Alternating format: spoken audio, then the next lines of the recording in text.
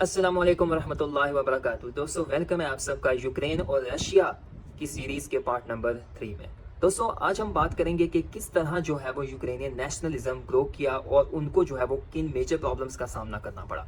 दोस्तों शुरुआत होती है 19वीं सदी की। दोस्तों जो यूक्रेनियन नेशनलिज्म था उसको ग्रो करने के लिए मुख्तलिफ यूक्रेनियन शुअरा और जो है वो राइटर्स ने जो है वो अपनी आइडेंटिटी जगाने के लिए बहुत काम किया। दोस्तों उनको पता था कि जो यूक्रेन के लोग हैं उनके दिलों में कहीं ना कहीं ये डीप बात छुपी हुई है कि वो भी चाहते हैं कि हमारी एक इंडिपेंडेंट स्टेट हो, हम भी जो है वो अपने कल्चर और अपनी लैंग्वेज को जो है वो एज एन इंडिपेंडेंट जो है वो स्टेट में कायम कर सकें। दोस्तों उन्होंने जो है वो मुख्तलिफ बुक्स लिखी, मुख्तलिफ शायरी की दोस्तों यूक्रेन के जो लोग हैं उनके दिलों में, ताकि नेशनलिज्म जो है वो इंक्रीज हो सके। मगर दोस्तों रशिया ये सब नहीं चाहता था।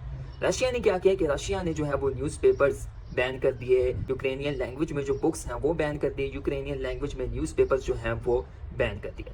दोस्तों रशिया कभी मानता ही नहीं था कि जो है वो यूक्रेनियन लैंग्वेज एक कोई और लैंग्वेज है, बल्कि वो ये मानता था कि ये ही एक लैंग्वेज है जो कि रशिया का डायलेक्ट है। दोस्तों रशिया ने जो है वो एक ऑफिशियली क्लेम किया और वो क्या था, a little Russian language never existed, does not exist and never shall exist. इसके बाद दोस्तों साल आता है 1917 का, रशियन रेवोल्यूशन। दोस्तों रशियन रेवोल्यूशन की बेस पर जो है वो रशिया में मुख्तलिफ कन्फ्लिक्ट्स पैदा हो गए, जिसको फ़ायदा बनाकर यूक्रेन ने जो है वो एक काउंसिल कायम की जिसको कहते थे पॉलिटिकल काउंसिल। दोस्तों इसका नाम था सेंट्रल रडा। दोस्तों इन्होंने क्या किया कि इन्होंने जो है वो इस रशियन रेवोल्यूशन का फ़ायदा उठाकर जो है वो यूक्रेन को एक इंडिपेंडेंट स्टेट डिक्लेयर करने के लिए मुख्तलिफ इक़दाम किए। दोस्तों उन्होंने डिक्लेयर किया Ukrainians should have the right to order their own lives in their own land. दोस्तों वो ये कहते थे कि जो यूक्रेन है वो एक ऑटोनमस स्टेट है रशिया के अंदर, ऑल्दो वो रशिया के साथ जो है वो जुड़ना नहीं चाहते, मगर रशिया के साथ उनके कनेक्शंस हैं। इसके बाद दोस्तों दिन आता है 22 जनवरी 1918, जब पॉलिटिकल काउंसिल सेंट्रल रडा ने एक बहुत बड़ा स्टेप लिया जो उनको फायदा दे रहा था रशियन रेवोल्यूशन। उसकी बेस पर उन्होंने एक स्टेप लिया कि उन्होंने जो है वो बाकायदा अपनी इंडिपेंडेंस जो है वो डिक्लेयर कर दी। मगर जैसे ही दोस्तों उन्होंने अपनी इंडिपेंडेंस डिक्लेयर की, उनको एक बहुत बड़ी मेजर प्रॉब्लम का जो है वो सामना करना पड़ा। दोस्तों वो प्रॉब्लम क्या थी? वो प्रॉब्लम थी बोल्शेविक फोर्सेस। दोस्तों ये चाहते थे कि यूक्रेन को वापस अपने अंडर कंट्रोल लिया जाए, मगर दोस्तों यूक्रेनियंस ने अपने आप को डिफेंड करने के लिए जर्मनी, ऑस्ट्रिया हंगरी से हेल्प मांगी। दोस्तों जर्मनी और ऑस्ट्रिया हंगरी ने जो है वो बहुत ही हैवी मिलिट्री सपोर्ट से जो है वो उनकी मदद की। दोस्तों मगर आपको पता है कि जब भी एक कंट्री दूसरे कंट्री की हेल्प करता है तो जो है वो कंट्री ज़ाहिर अपना भी कुछ फ़ायदा वहाँ देखता है। दोस्तों उसने क्या किया कि उसने सेंट्रल रडा को ख़त्म कर दिया और वहाँ पर अपना एक जर्मन पपेट लीडर जो है वो बिठा दिया। दोस्तों उस लीडर का नाम था पैब्लो स्कोरोपेड्स्काय।